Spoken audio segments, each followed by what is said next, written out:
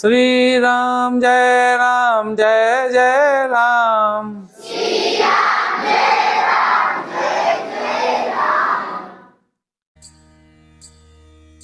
सभी जोर से जयकारा बोलेंगे। सियावर रामचंद्र की भक्त वत्सल भगवान की, सेवा परमो धर्म की, मुस्कान वात्सल्य धाम की।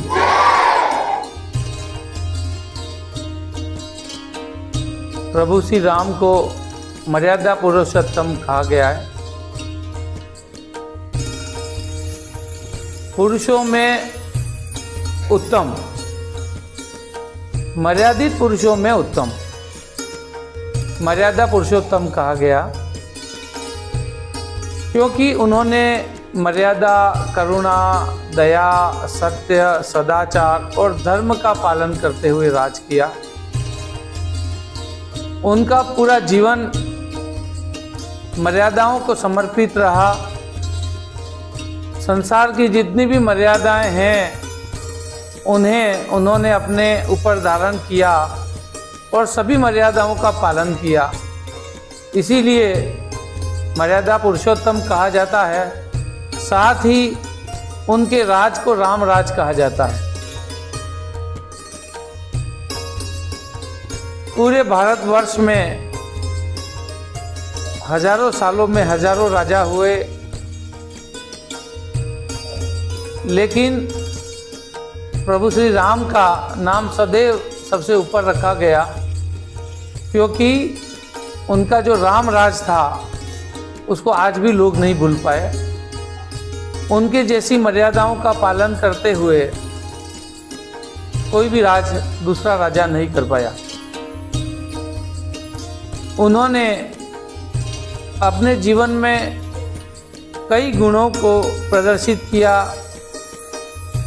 लेकिन उनमें से 5 गुण ऐसे हैं जिसे हम अपना सकते हैं और प्रत्येक व्यक्ति को अपनाने चाहिए। प्रभु श्री राम के सबसे पहला गुण था धैर्यवान और सहनशीलता। उनके समान धैर्य आपको किसी और पुरुष में नहीं देखने मिलेगा। जिस राजकुमार का प्रातः में राज्याभिषेक होने वाला हो, अयोध्या जैसे राज्य का राजा बनने वाला हो, कई दिन पूर्व से तैयारियां चालू हों, उनके श्रृंगार की तैयारियां चल रही हों, उनको उपटन लगाया जा रहा है, उनको मेहंदी लगाई जा रही है, उनको सारी तैयारियां हैं। रात में जब वो सोए तब तक तो उनके दिमाग में यही होगा कि कल सुबह मेरा राज्याभिषेक होगा और अयोध्या का मैं राजा बनूंगा। आधी रात को माता कैकेयी अपने 3 वरदान पिता दशरथ जी से मांगती हैं और उन्हें प्रातः उठने पर पता चलता है कि उन्हें वनवास मिला है और उनके भाई भरत को राज्य मिला है। आप सोचिए कि क्या परिस्थिति उस समय किसी भी व्यक्ति के साथ में यदि ऐसा हो तो क्या बनती है। लेकिन वे धैर्य को धारण करते हैं, सहनशीलता को धारण करते हैं और पिता के आदेश को शिरोधार्य करते हुए वो स्वीकार करते हैं कि मैं 14 साल वनवास जाने को तत्पर हूँ और पिताश्री की आदेश की पालना होगी, और वो वन गमन के लिए तैयार होने लगते हैं। उस धैर्य, उस सहनशीलता की कोई और मिसाल किसी के पास भी नहीं होगी। वे मर्यादाओं में अपने पिता के वचन की मर्यादा का पालन करते हैं।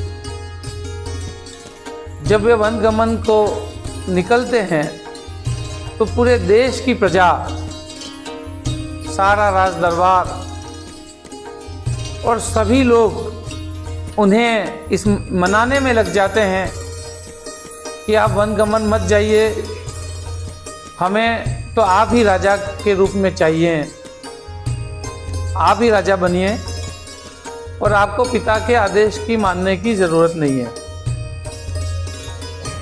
यदि वे बहुमत या लोकमत पर जाते तो राज सिंहासन संभाल सकते थे।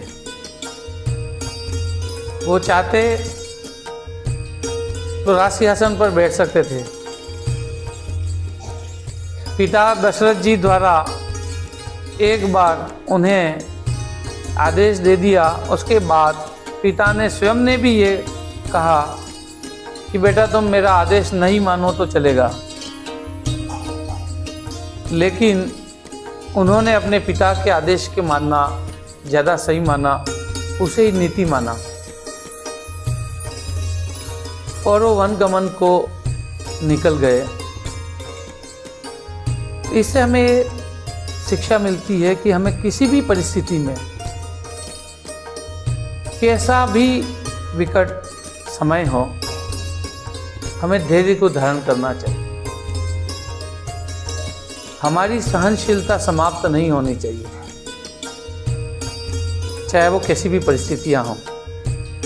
और हमारे सामने भी ऐसी परिस्थितियां तो नहीं आती हैं कि सुबह राज्याभिषेक हो रहा है और उसी वक्त आपको पता चलता है कि आपको तो 14 साल का वनवास दे दिया।